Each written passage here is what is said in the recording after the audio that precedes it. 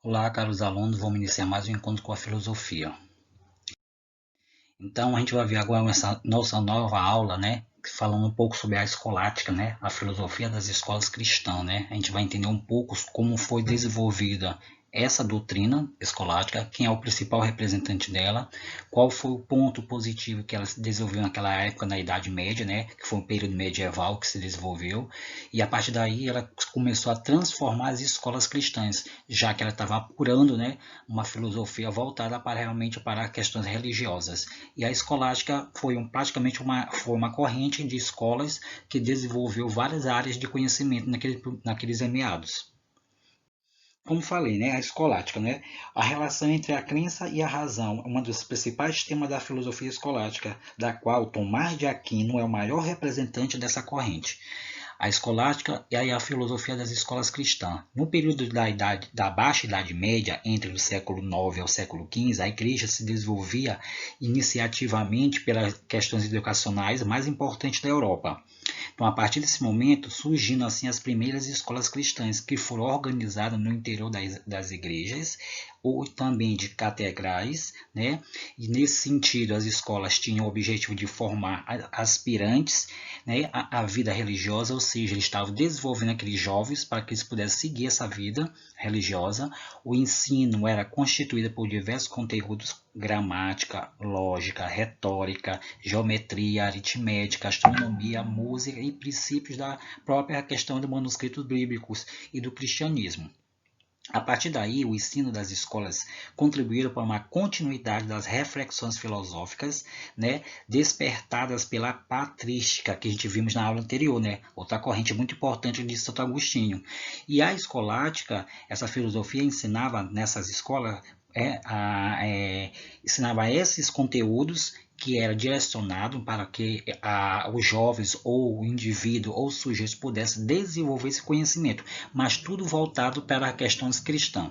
A partir daí foi apurado, né, pela questão filosófica, né, do desenvolvimento ao longo desse conhecimento, dando assim a oportunidade para que esses próprios seres humanos pudessem despertar seu olhar para questões religiosas, que é isso que as escolas estavam produzindo. E nesse intuito, né, eles utilizavam as próprias igrejas para ensinar esses ofícios. E aí era direcionado esses ensinos, como a gramática, a lógica, a retórica e os demais áreas de conteúdo, para que esses conhecimentos possam realmente se desenvolver e o cidadão pudesse realmente ser hábito a seguir a carreira religiosa. Com isso, as primeiras universidades surgiram, né, no interior da Europa, né, com essa corrente escolástica. Muitas escolas cristãs deram origem às primeiras universidades europeias, que foram muito importantes para o desenvolvimento cultural da Europa.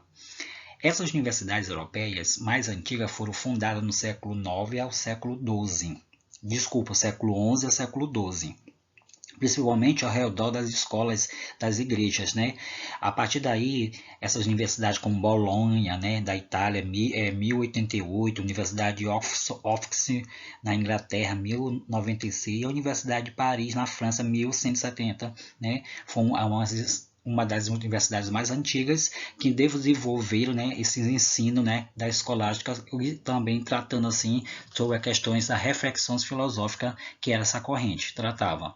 Essas universidades religiosas tinham como objetivo formar padres, teólogos, capazes de defender a mensagem, né, e o manuscrito da escritura sagrada, a Bíblia, que a partir daí eles defendiam esse desenvolvimento religioso, e a partir do momento que eles começaram a adaptar a filosofia para uma filosofia cristã, eles trazendo, né, todos esses ensinos para que o indivíduo pudesse ser aprimorado, né? E os demais, que eles chamavam de iniciantes, que eram os que eles começavam a tratar esses jovens, né, para que eles pudessem seguir essa carreira, né, e levando a mensagem de Cristo. As instalações dessas universidades, como falei, né, era ao redor das igrejas, que a partir daí começou a desenvolver, né, essas universidades, e a partir de momento a Europa foi mais conceituada, porque foi nesse período que ela desenvolveu muito essa questão cultural de informação. A filosofia como instrumento da compreensão, né, da verdade.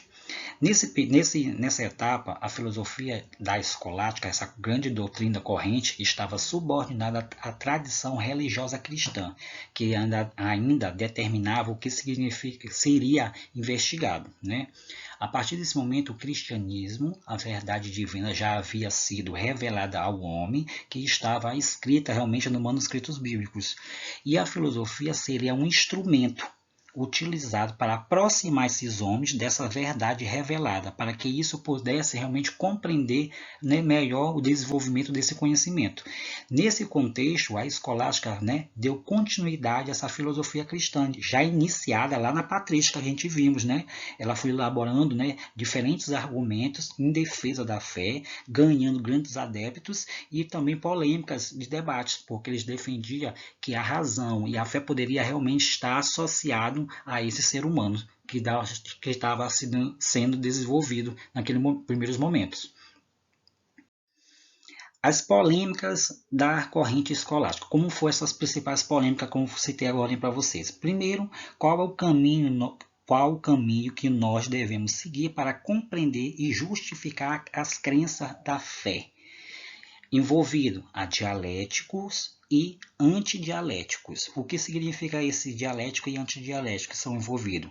Em cada um deles defendia uma coisa. Primeiro, os dialéticos afirmavam que devemos seguir o caminho da razão e da argumentação lógica.